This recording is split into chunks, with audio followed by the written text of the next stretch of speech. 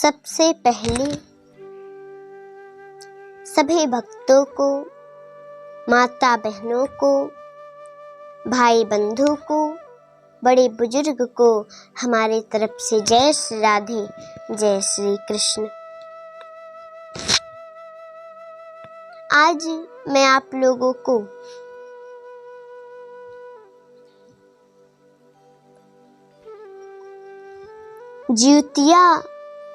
ज्यूतिया में जो कथा सुना जाता है वो कथा आप लोगों को बताने जा रही हूँ। ज्यूतबंधन महाराज का कथा, और आप सभी लोग बड़े प्रेम से सुनिएगा। लेकिन मैं आप लोगों को एक बात बता दूं कि जो हम वीडियो बना रहे हैं ये स्पेशल माताओं के लिए है। जो लोग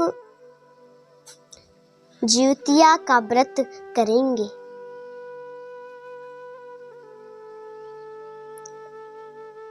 अब आप लोग सोचेंगे कि हम लोग नहीं सुन सकते क्या? माताओं के अलावा कोई और नहीं सुन सकता?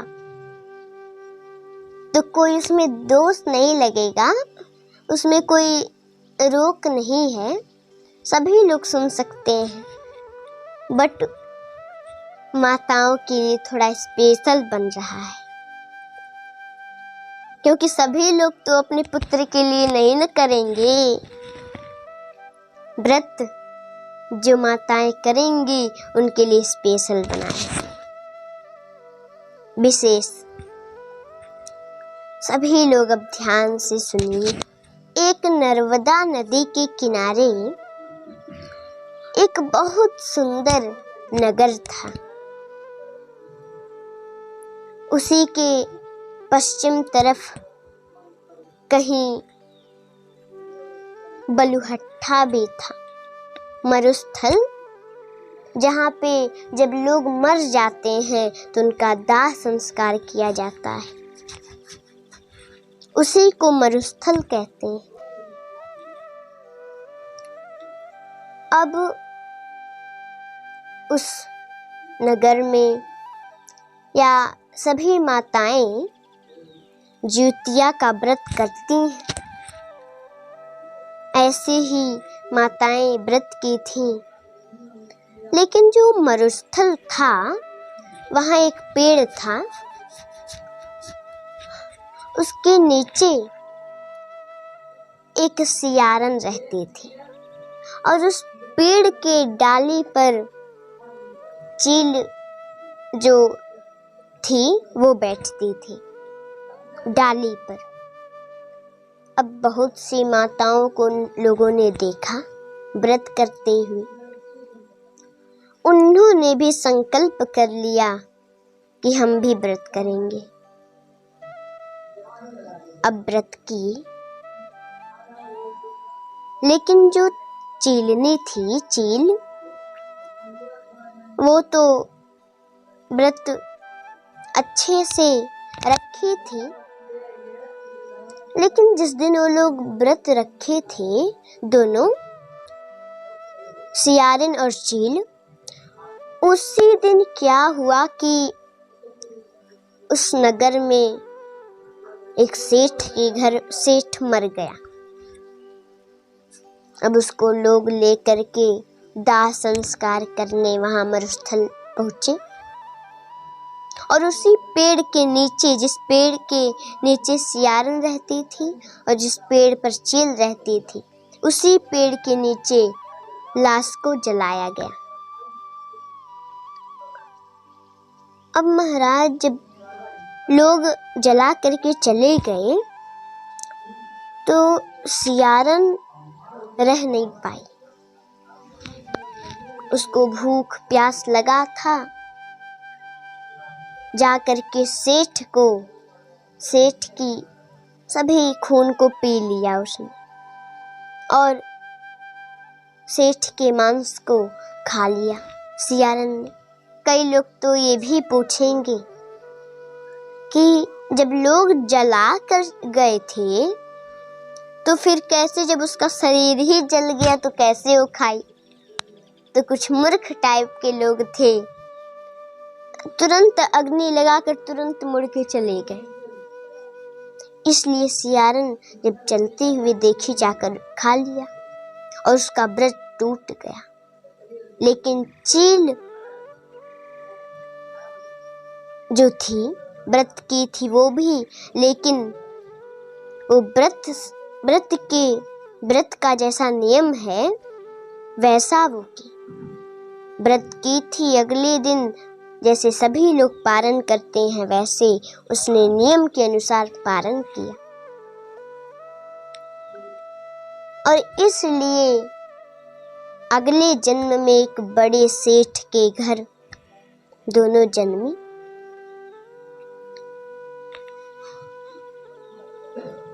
तो महाराज जो चील थी वो बड़ी बहन बनी और जो सियारन थी वो छोटी बनी।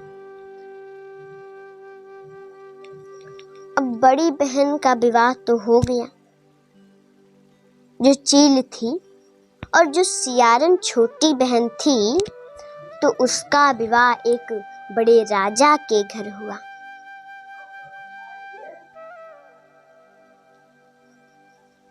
लेकिन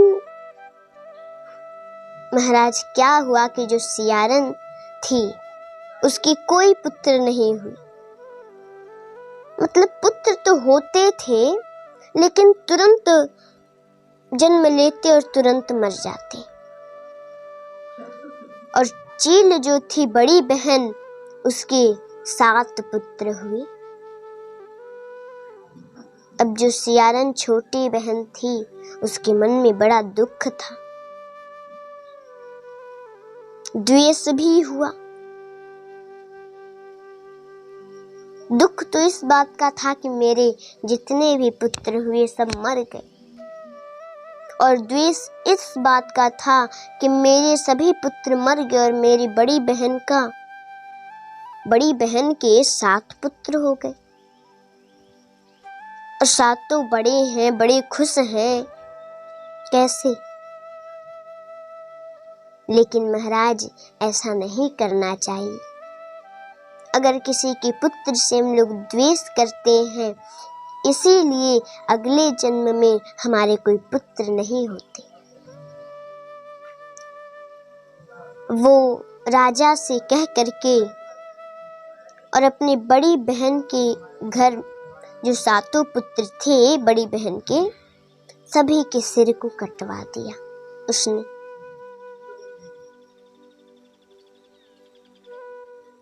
और सिर को कटवा करके उस सिर को 7 थाली में रखकर 7 सिरों को अपनी बहन के घर भिजवा दिया, लाल कपड़े से ढककर। लेकिन महाराज जो ज्योतिबंधन भगवान है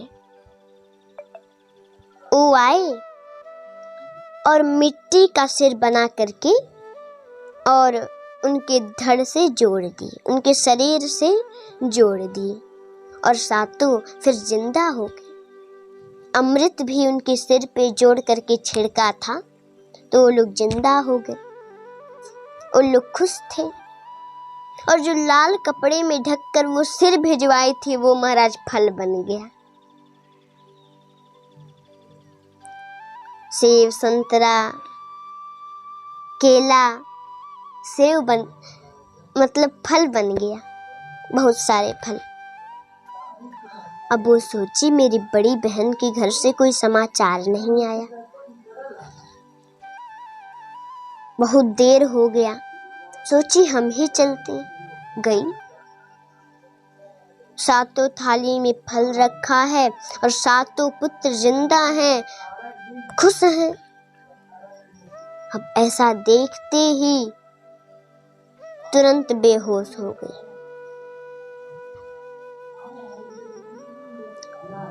उसकी बहन बड़ी वाली आई जो चील थी।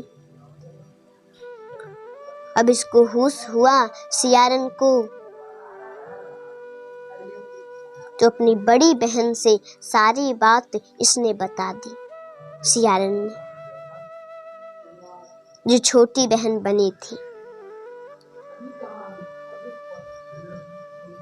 तो बड़ी बहन जो चील थी वो बोली कि चलो मैं तुम्हें कुछ दिखाती हूँ, क्योंकि जब वो इसकी सारी बात सुनी, आंखों को बंद किया और उसके ध्यान में महाराज पूर्व जन्म की सभी बातें आने लगी, सभी बातें याद आने लगी। तो इसलिए ले गई उसी मरुस्थल के पास जिस पेड़ पर चील बड़ी बहन रहती थी और सियारन छोटी बहन नीचे रहती थी। ले गई और बताई कि मैं चील थी, तुम सियारन थी, हम दोनों व्रत किए थे, पर तुमने लाश को देखा, उसे खा लिया और तुम्हारा व्रत टूट गया और मैंने व्रत के अनुसार, नियम के अनुसार किया और जैसे सभी लोग पारण करते हैं वैसे मैंने किया। तो हम दोनों यहाँ बहन बनकर आए। अब जब ये सारी बातें सुनी, उस सियारन छोटी बहन ने तुरंत बेहोश हो गई। इसलिए कभी भी किसी पुत्र से द्वेष नहीं करना चाहिए। जैसा नियम है वैसा अगर आप व्रत करेंगे तो कभी भी आप बिना पुत्र के नहीं रहेंगे, आप पुत्रवती सभी लोग हो जाएंगे। लेकिन अगर किसी को जो बिना पानी के नहीं रह सकता, अगर प्यास लग गया बहुत ज़्यादा, आप लोग 12 बजे रात के बाद पानी पी सकते हैं या उससे पहले भी पी सकते हैं अगर बहुत ज़्यादा प्यास लग गया हो तो।